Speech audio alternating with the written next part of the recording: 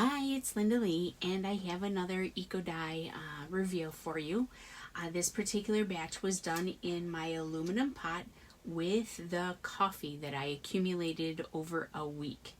And there's something that happens with the coffee and the aluminum that turns it a really super dark color.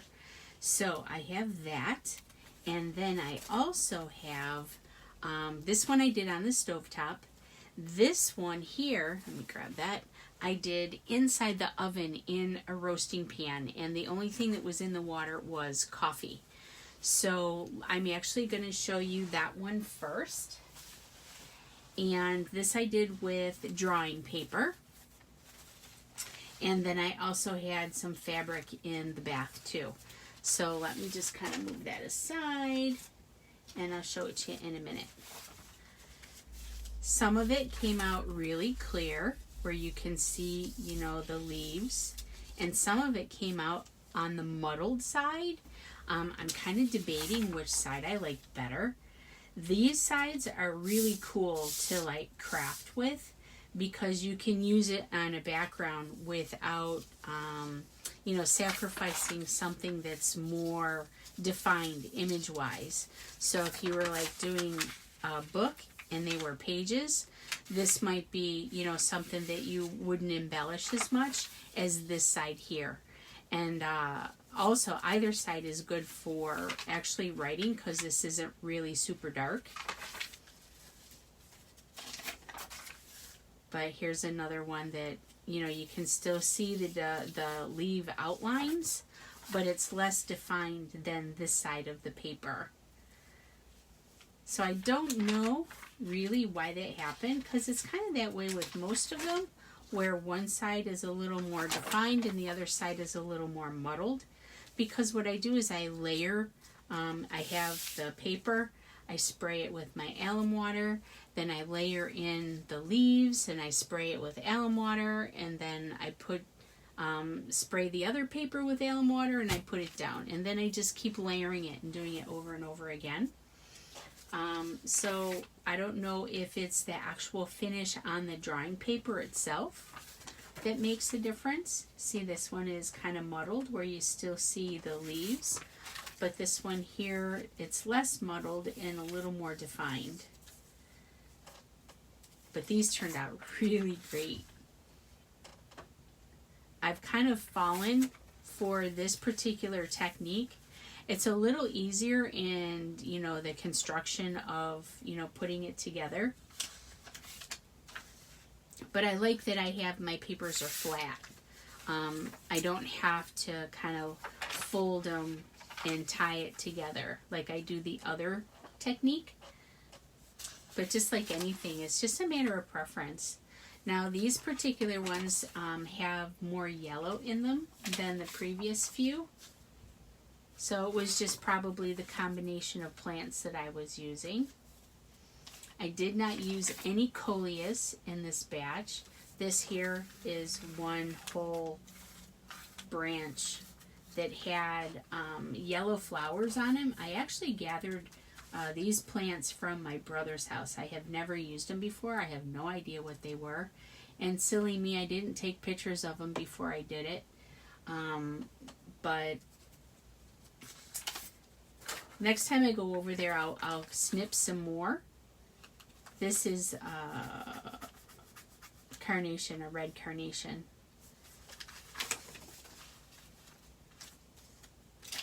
And another piece that had a little bit of blue.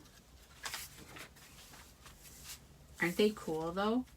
Like I said, these pieces that are less defined, I guess it depends on your project. Specifically whether you want the more defined or the less defined. But all my prints are always two-sided, so there's always options.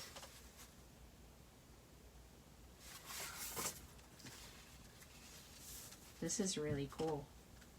I love how it's all browns.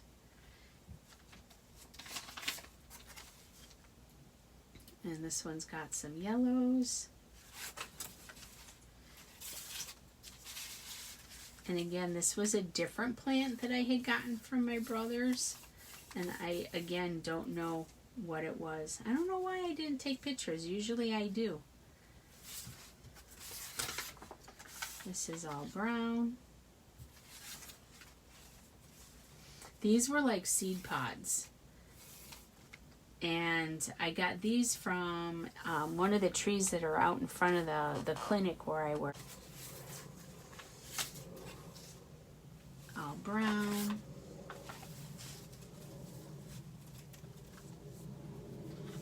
Look at this one.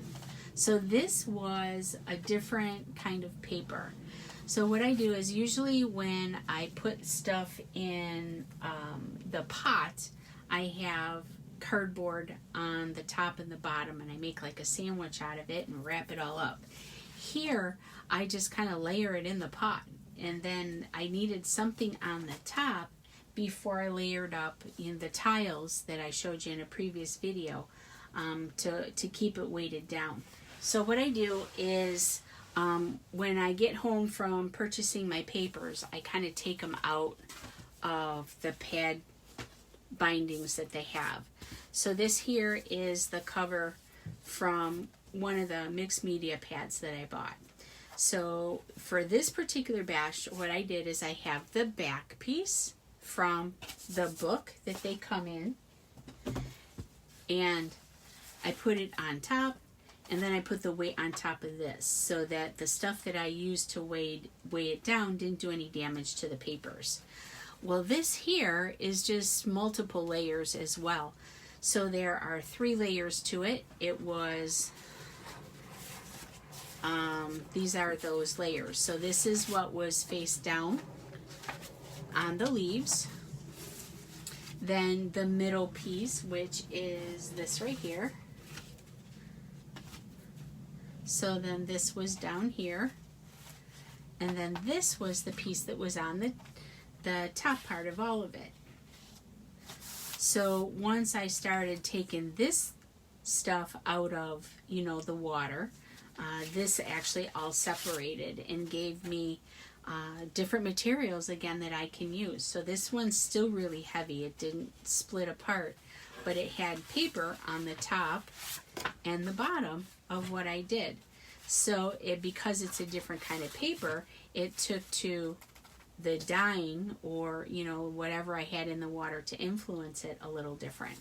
So this was brewed coffee. I had the bottom half of a pot, and then I used instant coffee and just made a murky mix of it and poured it into there with a little bit of white vinegar, and that was it. So this is just all coffee, this whole batch, just coffee. So that's the papers. Now let me show you what happened to the fabric. This was in the same batch. It was underneath on the bottom. And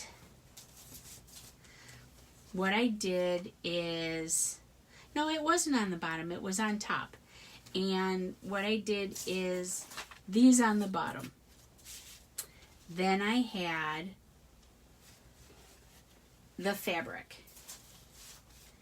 Then I had this on top of the fabric, and then it came apart. This is the whole cardboard piece here, and this was the top part. And then you can see where I layered my tile. So this was the flat tile, and then this was the one that was kind of on top of it but crooked. And this stuff here came out of my where it was all pressured, and it was just on top soaking up the coffee itself. So it wasn't in the actual sandwich, if you want to call it that. But that's why I have leaf impressions here and nothing on this top part, because it was just kind of sticking up and soaking in the coffee itself. But the leaves I layered in. I didn't have any leaves on the inside of this fold. Now this is a sheet, a cotton sheet that had a lace panel sewn to it.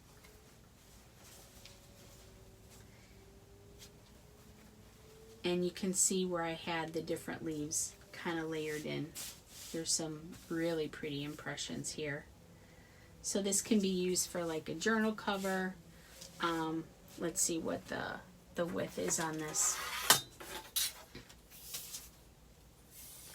So I try to make them a usable length. This particular width is 13 inches.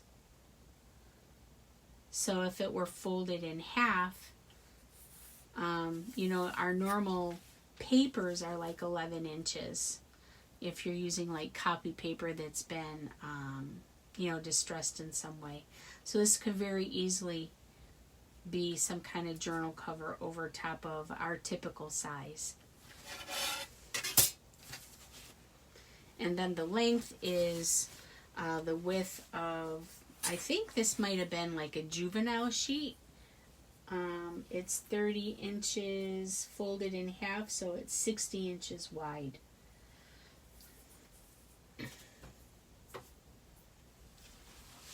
But isn't it beautiful? So this is the one side.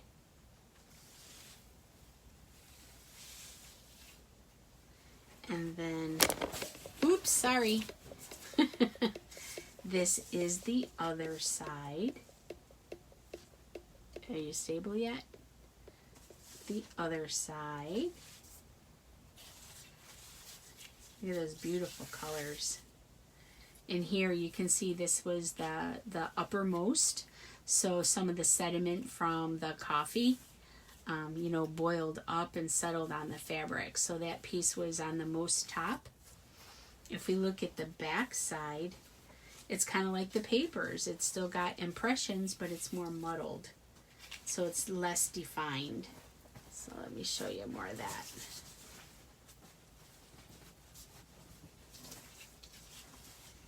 So more muddled, a little less defined.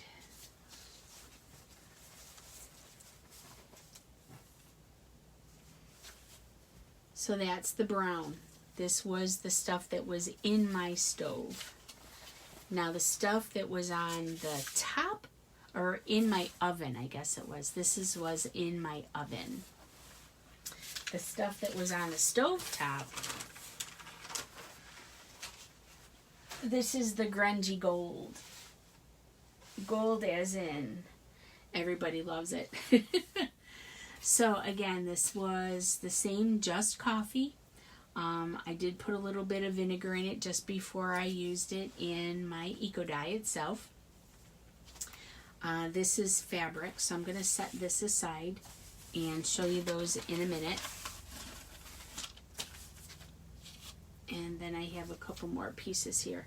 Oh, these are, these two pieces here are just long strips that I use, that I put in the coffee so that they can be used as like tie closures or, you know, some sort of embellishment pieces. And then this one is like a half inch. This is 2 inches or so, and this is like a half inch. Did you see that? Half inch, 2 inch. So going back to the darker ones,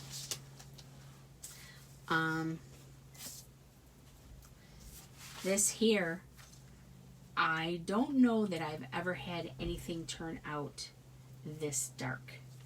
And it's really super cool. So what I'm going to do is show you these pages. They're all double-sided. This was part of the cardboard sandwich. I just, you know, kept the middle piece of the corrugation on the box. Now I had a couple of casualties in this batch for whatever reason. I usually don't quite experience this that often, but this one page came apart where I had it folded. It was probably more towards the bottom, but isn't that gorgeous? And then I'm just going to show you the bigger pieces one at a time. I did have, you know, a few pieces of the ivy. This is hibiscus. No, I think I used almost all coleus in this one. And these are the darker coleus leaves.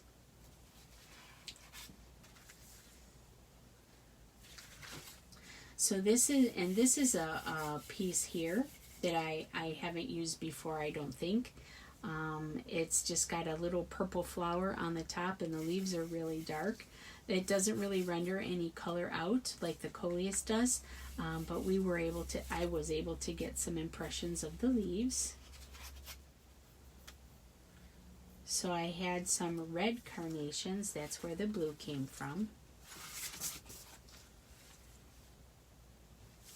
These were like a holly leaf. I got them from my brother's place. He has a holly plant growing kind of almost wild.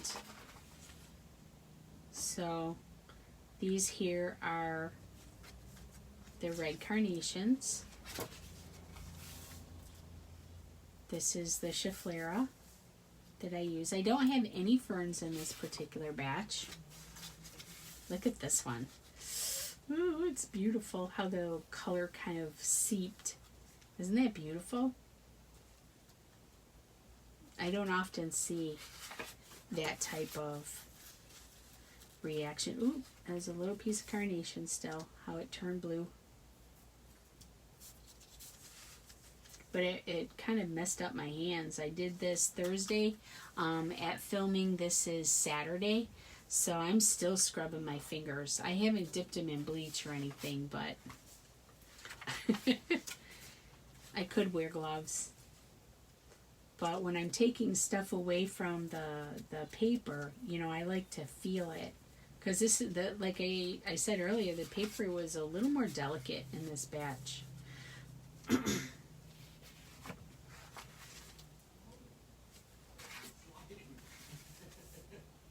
So those are all the larger pages and the two pieces that came apart. And then I have envelopes in smaller pieces. These are small envelopes, paper pieces. Oh, I had one card stock. So this is like a manila file folder type card stock that I had. And it had this little scalloped edge. They're like for crafting, so you can do your own thing on them. I put that in just to see how the paper would take to the plants and how it would hold up, and it held up really well. So I only have like maybe, I don't know, 3 or 4 more of these, so I'll probably do them in the next batch. And these envelopes came unglued. I thought I had gotten through all my envelopes that came unglued. But these little ones,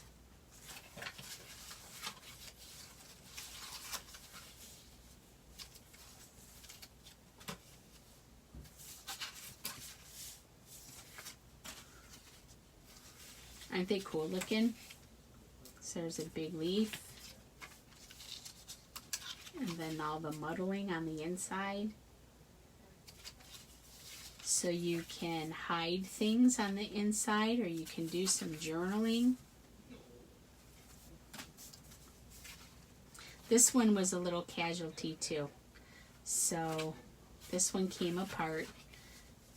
I'll have to do a little doctoring in my creativity of making something with this one. Either, you know, using this as a hinge and attaching it to something so this here you wouldn't really see it too well. Yeah, I guess it goes this way. But it can be camouflaged. Oh, this way. Another one. Here, closed. Isn't it really super dark though? They're always so different.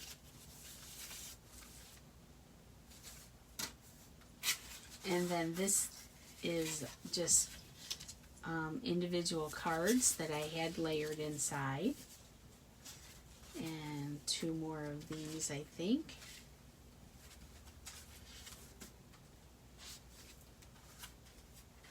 Oh, one more. Not sure how I ended up with 5 instead of 6.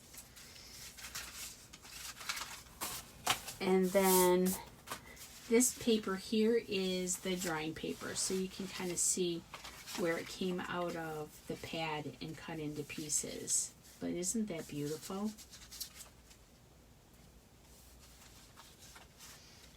Some of it was more in the brownish family until I started using the carnations, and then those are the ones that have the blue going through them. Here is kind of where that piece seeped.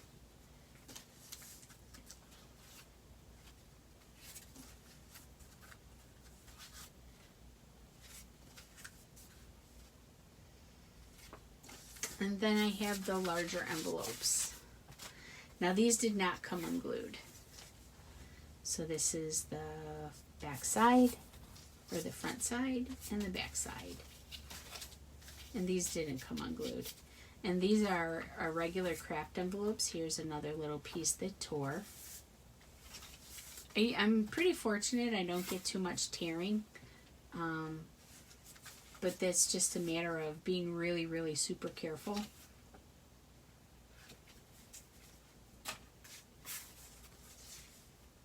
This one is more yellow. So the ivy cast off a little bit of color, more yellowish on the undersides.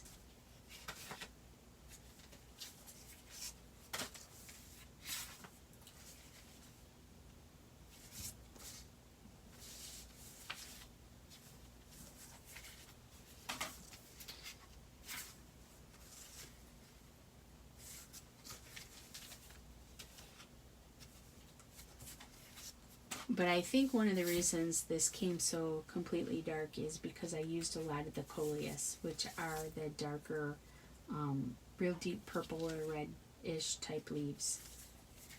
Now to look at the fabrics. Now this piece of fabric that's underneath, I'm going to definitely show it to you last. But I had a piece of lace that I had previously dyed in avocado water, but it didn't really take to the avocado and it wasn't very pretty. So I just re-dipped it into this particular concoction, and it's a gorgeous, gorgeous gray color. It's really super pretty. Not just pretty, but super pretty. And then this is like a 3-inch strip. Just got some variations. All I really did with these types of things, the strips that I put in, is I just kind of crinkled them up and stuck them in. But I crinkled them mostly so that I got a little bit of variation in the color. This side was more on top, you can see, because again, more of the sediment ended up on the top of the fabric. And then I have this piece of lace.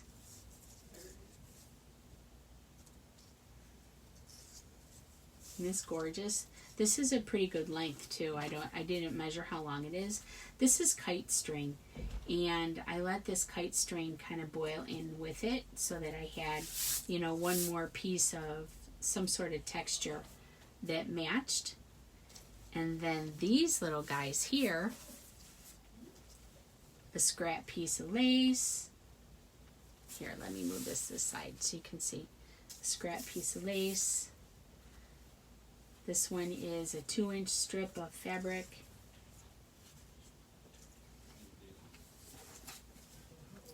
A 1/2-inch strip of fabric with a little bit of variations.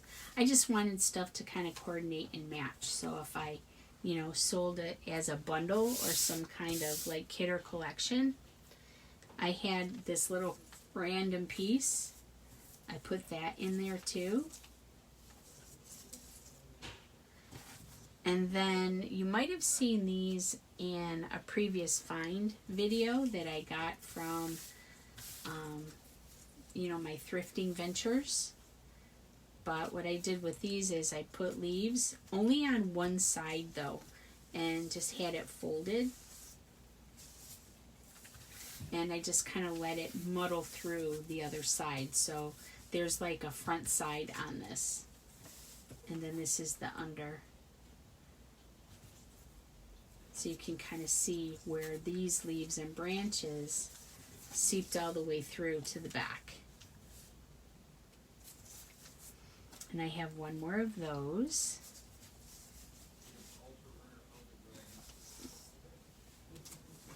So that's the way it was with the leaf. And then it seeped all the way through. I'm not sure what happened here, how it ended up kind of, it almost looks like ink instead of, you know, it's just the carnation though. Super cool. And then this piece of fabric is probably the best that I've ever seen. So what I did with this is this was kind of accordion folded. So just back and forth, back and forth, back and forth.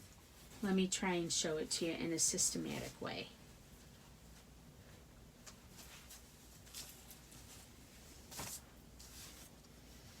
So here's the edge of the sheet. Now this is the same sheet that I used in the brown batch. So this is like lower portions of the same piece of cotton. And then this is the back side. So I'll show you both sides, and then I'll show you the inside of, because it's folded. So sorry about, I was hoping to have this done before the guys started. They're trading magic cards. So let's see. These are the coleus that threw this kind of color. I don't believe I put any carnations in this fabric. It was just coleus leaf and ivy for this whole long piece. So that's the one side. Let me show you the opposite side.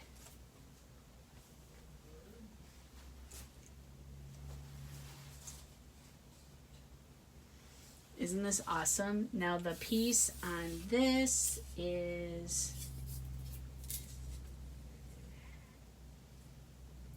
so it's 8 inches at the fold.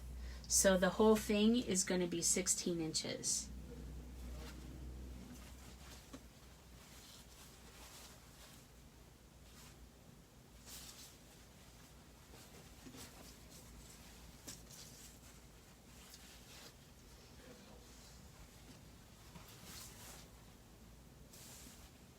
I am losing track. I don't know if this is the same side or the opposite side now.